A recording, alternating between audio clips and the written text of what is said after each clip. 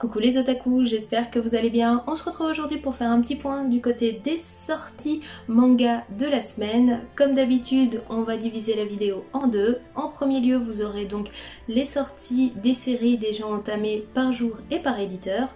Et on passera donc aux nouvelles sorties annoncées cette semaine, par jour et par éditeur aussi.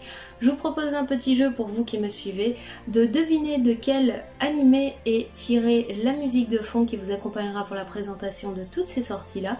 Et nous on se retrouve en fin de vidéo pour conclure tout ça. Allez, c'est parti!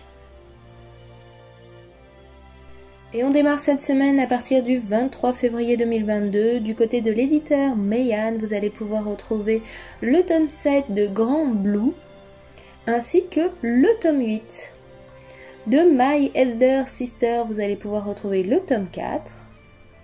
De la série Skeleton Knight in Another World, vous allez pouvoir retrouver le tome 6. Le tome 3 de Loner Life in Another World. Le tome 6 de Masume-kun Revenge, sachant que la série se termine en 11 tomes.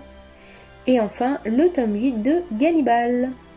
On passe chez l'éditeur Panini Manga, où du côté de Aozora Yel, vous allez pouvoir retrouver le tome 8 de la nouvelle édition. Et pour Angel Art saison 1 tome 18, série qui se termine en 24 tomes, nouvelle édition aussi. Chez l'éditeur Soleil, vous allez pouvoir retrouver le tome 2 de Kirby Fantasy, le tome 11 de Gambling School Twin, et enfin le tome 15 de Gambling School. On continue chez l'éditeur Pika, où vous allez pouvoir retrouver le tome 11 de Mon colloque d'enfer qui termine donc cette série. Et enfin chez l'éditeur Mangatsu, vous allez pouvoir retrouver les chefs-d'œuvre de Junji Ito, tome 2 qui termine aussi cette série-là. On en a terminé pour les parutions du 23 et on passe au 24 février 2022. Quelques parutions du côté de Cornelius Édition, vous allez pouvoir retrouver Kitaro le repoussant tome 12 qui termine la série. Et du côté de Akata, vous allez pouvoir retrouver Teenage Renaissance tome 3, série qui se termine en 4 tomes. Et Quand sonne la tempête tome 4, série qui se termine en 5 tomes. On passe aux parutions du 25 février 2022 où du côté de l'éditeur Iwa, vous allez pouvoir retrouver Blitz tome 6. Pour l'éditeur Naban, vous allez pouvoir retrouver Destination Terra tome 3 qui termine donc la série. Chez Teifu Comics, vous allez pouvoir retrouver Plongée dans la nuit tome 3 qui termine lui aussi sa série. Du côté de Manette, vous allez pouvoir retrouver Yuan Zun tome 4. Pour Fuji Manga, vous allez trouver le tome 2 de Big X série en 4 tomes.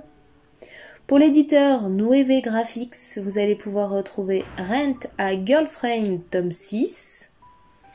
A Tale's Tale tome 2, série qui se termine en 4 tomes. Et enfin le tome 3 de Spop.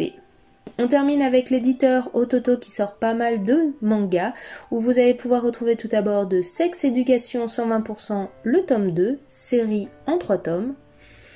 De Gate au-delà de la porte le tome 16. De May Ball, vous allez pouvoir retrouver le tome 13 et tome 14, série qui se termine en 16 tomes.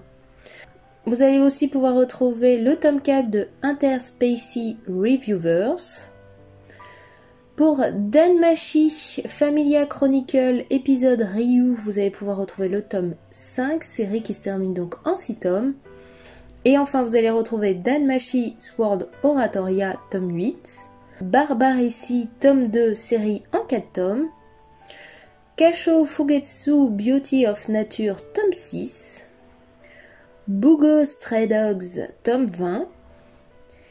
In This World tome 2 Bad Company. Le jour où j'ai décidé d'envahir la Terre, tome 11 et tome 12, la série se terminant en 15 tomes. Le tome 11 de Murciélago. Le tome 9 de Fate Apocryphia.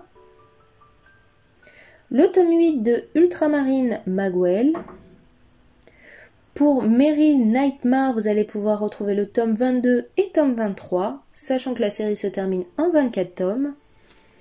Et enfin, on termine avec Sword Art Online, tome 4, Sao Alternative Gun Game Online.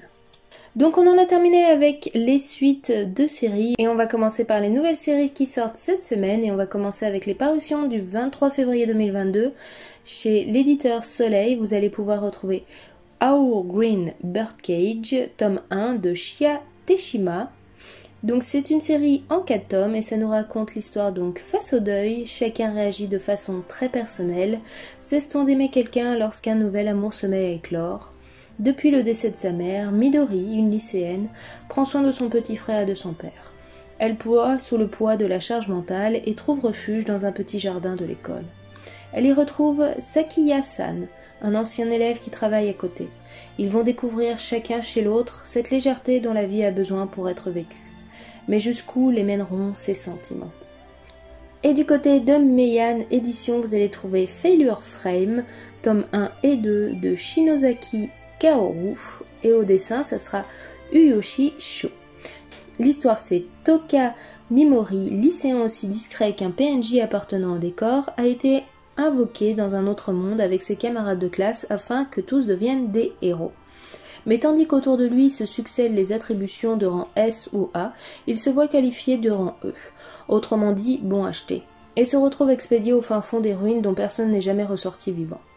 C'est alors qu'il découvre que ses compétences d'altération d'état, à première vue inutiles, lui permettent en fait de terrasser de puissants monstres. Je vais me rebeller contre ce monde avec ses capacités dont ils se sont tant moqués. Ainsi débute le récit de vengeance de ce héros, rejeté de tous au pouvoir hors norme, en passe de devenir un démon. Voilà pour les parutions du 23, on passe au 24 février 2022 et chez Akata, où vous allez pouvoir retrouver Affamé tome 1 de Kunitaro Tomoyasu. L'histoire d'Affamé, c'est avec les affamés, Kunitaro Tomoyasu propose une œuvre de zombies innovante qui questionne sur notre dépendance alimentaire, l'hypocrisie de notre société, mais aussi sur l'amour, la reproduction et notre humanité. La race humaine est au bord de l'extinction, menaçant la nouvelle société zombie d'une crise alimentaire sans précédent. Wataru, mort-vivant à la constitution unique, a gardé son intelligence, mais aussi une part de ses émotions d'être humain. Avec l'espoir de devenir maître du monde, il élabore un plan ambitieux pour nourrir ses congénères. Séquestrer un homme et une femme pour les faire se reproduire et donner leur nouveau-né en pâture à ses camarades. Mais quand il croise enfin la route d'une survivante humaine, il pourrait bien remettre en cause ses projets. Voilà pour la nouvelle série Affamé, et vous allez aussi pouvoir retrouver chez Akata Boy of the Dead de Douji Tomita, qui est donc un one-shot et qui raconte l'histoire avec un style graphique unique. Douji Tomita livre un recueil de nouvelles étonnantes.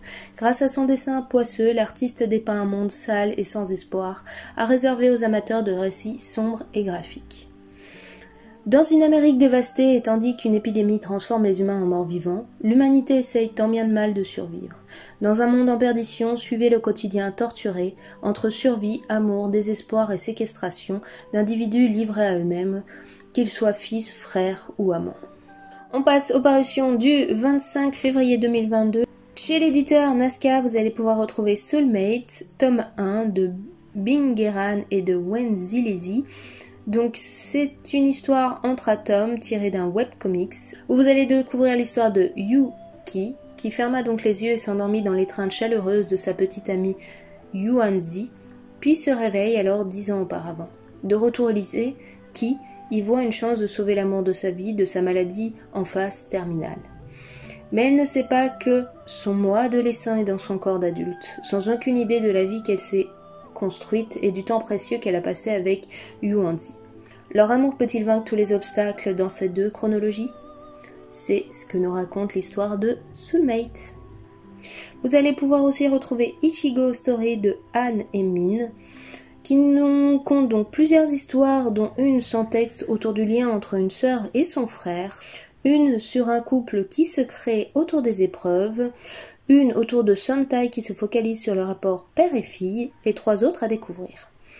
Au travers d'un dessin magnifique et d'une narration centrée sur les liens familiaux, plongez dans l'univers d'un couple de mangaka dont vous n'avez pas fini d'entendre parler. Du côté de Ototo, vous allez pouvoir retrouver Les Écailles de Dieu, tome 1 de Megeru Inohara, qui se termine en 2 tomes et qui est donc un yaoi. Il était une fois une grand-mère qui promit son petit-fils à un dieu dragon. Des années plus tard, le jeune Shiharu s'éloigne de Tokyo, où il avait entamé sa carrière d'écrivain, bien décidé à passer des jours tranquilles dans le village où il a grandi. À peine à l'arrivée, il y rencontre Rin, un homme étrange aux cheveux blancs, mais cet être exubérant n'est peut-être pas aussi humain qu'il n'y paraît, car il a en fait de bien grandes dents, et de bien belles écailles. Voilà pour les sorties de la semaine, et donc on a terminé la présentation de cette semaine. Alors, qu'est-ce que vous en avez pensé de tout ça? Est-ce que vous avez trouvé votre bonheur? Pour ma part, dans les nouvelles séries, il n'y a pas grand-chose qui me tente vraiment cette semaine. Dans les séries en cours, il n'y en a aucune que j'avais réellement entamée, donc pour cette semaine, c'était une petite semaine calme. Vous n'hésitez pas à me dire en commentaire quelle série vous attendez le plus et qu'est-ce qui vous ferait plaisir de découvrir. Nous, en attendant, on se laisse ici, on se retrouve la semaine prochaine pour les sorties de la semaine prochaine en manga. Et en attendant, je vous souhaite une très bonne semaine à vous. Allez, ciao, bye bye!